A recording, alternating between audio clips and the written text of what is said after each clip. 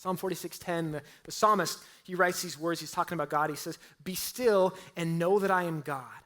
I will be exalted among the nations. I will be exalted in the earth."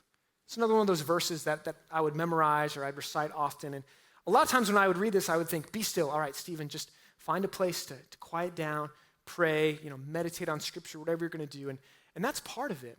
But the psalmist is actually revealing something that's theologically pretty profound here.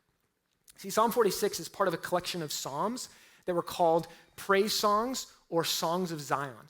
And Zion in Jerusalem, that was the place, that was sort of the elevated mount that the temple was on. So when people would be going to the temple to worship, they would see that that's where the temple was, that it was elevated. It was on this mount.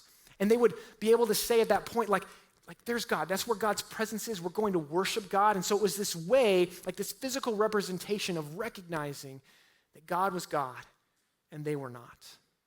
See, as the psalmist writes his words and he says, "Be still and know that I'm God," he's saying, rest in the fact that God is God and you're not.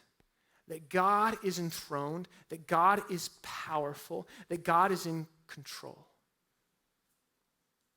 That whatever you think is in your hands that really isn't in your hands, trust that God is the one who holds those things.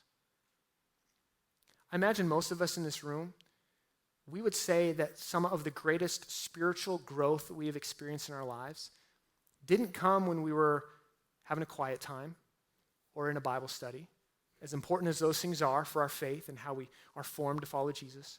But I imagine most of us would say that the greatest amount of spiritual growth that we experienced happened during times of stress and worry and anxiety.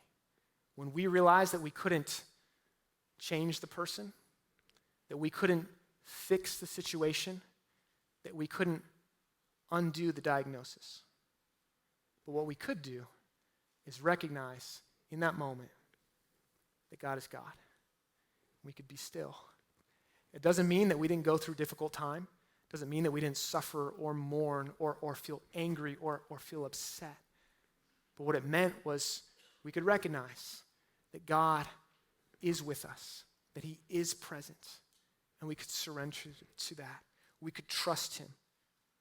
We could take our worries and our stress, the things that have our minds, the things that have our hearts, the things that God knows about.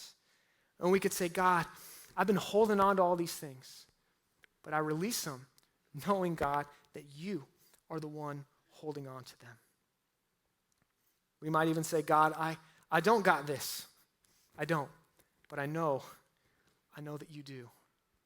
And that brings peace, and that brings hope that God is working on our behalf and he's present with us.